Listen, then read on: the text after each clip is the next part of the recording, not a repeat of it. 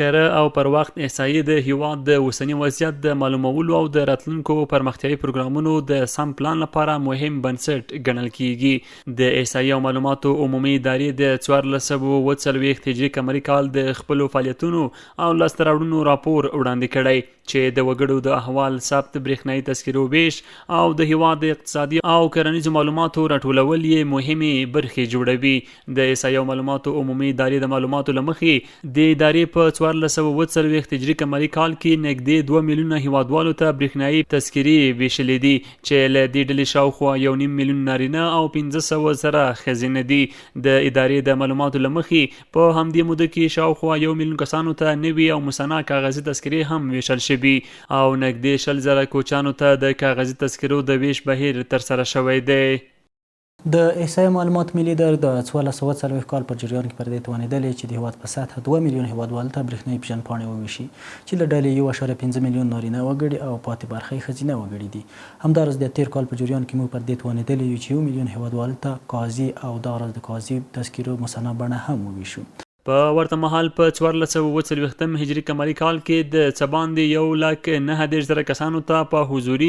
او نږدې 214 زره کسانو ته په غیر حضوري ډول د کاغذي تذکرو اړوند خدمات لکه ویش، مسنه او اصلاحات وړاندې شوي دي. د احصایې او معلوماتو عمومي ادارې د شمیرو له مخې په دغه کال کې څه باندې 126 زره زیږون کارتونه او نږدې 25 زره د مړینې پارچې هم ویشل شوي دي.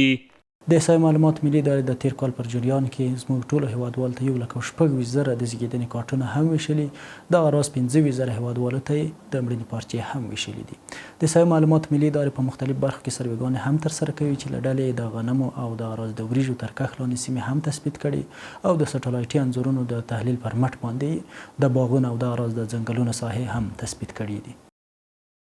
د دغې ادارې د 1440 کال مهمو فعالیتونو څخه یو هم د سپوږمکۍ د انځورونو له لارې د هیواد د باغونو او تاکونو نقشه اخیستنه ده. د دې نقشې د معلوماتو له مخې په تېره یوه نیمه لسیزه کې د افغانستان د باغدارۍ سکتور د پام وړ وده کړې او په هیواد کې د باغونو ټوله ساحه شاوخوا 215 زره هکټارو ته رسېدلې ده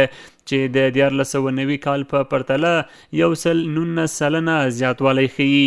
دقیق او باوري احصایوي معلومات یوازې د شمیرو ثبتول نه دي بلکې د هیواد د اقتصادي، ټولنیز او پراختیایي وضعیت د سمې ارزونې او راتلونکو پلانونو لپاره مهمه وسیله ده.